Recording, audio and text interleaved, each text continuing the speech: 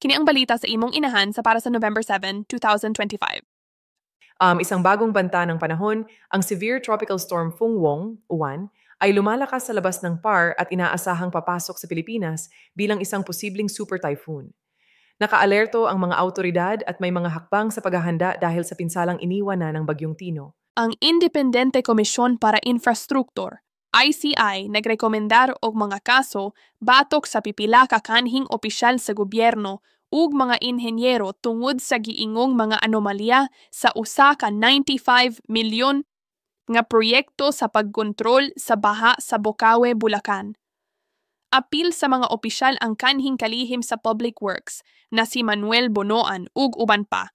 Kinsa posibleng mag-atubang og mga akusasyon sama sa graft, malversation ug falsification. Susihon sa ombudsman ang dugang nga mga kalapasan ug ang kontraktor nga top-notch Catalyst Builders. Nalambigit usab sa gidudahang pakigkonsabo sa mga opisyal. Hinonde na ng Alliance of Concerned Teachers Act Philippines ang gobyerno dahil sa kriminal na kapabayaan matapos matagpo ang 24.8 milyong Pilipino ang hindi marunong bumasa at sumulat at sinisisi ang mga guro sa loob ng ilang dekada ng kakulangan sa pondo, korupsyon at hindi magandang kondisyon sa pagtatrabaho.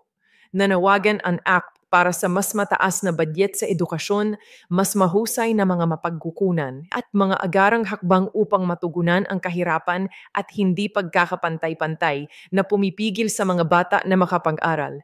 Inanunsyo ng grupo ang isang planong welga ng mga guro sa buong bansa sa pagtatapos ng Nobyembre upang hinin ang mga sistematikong reforma at pananagutan. Ang Akbayan Party List ug pipila ka mga grupong sibiko nangayo sa Office of the Ombudsman nga ipagawas ang Statements of Assets, Liabilities, and Net Worth, SALANs, ni Presidente Marcos, Vice Presidente Sara Duterte, ug uban pang mga taas na opisyal.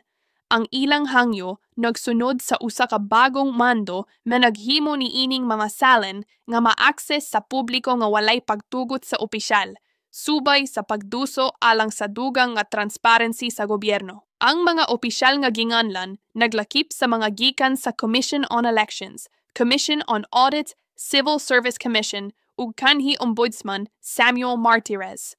Yan ang balitang ina mo para sa November 7, 2025. Follow us to get your daily news update.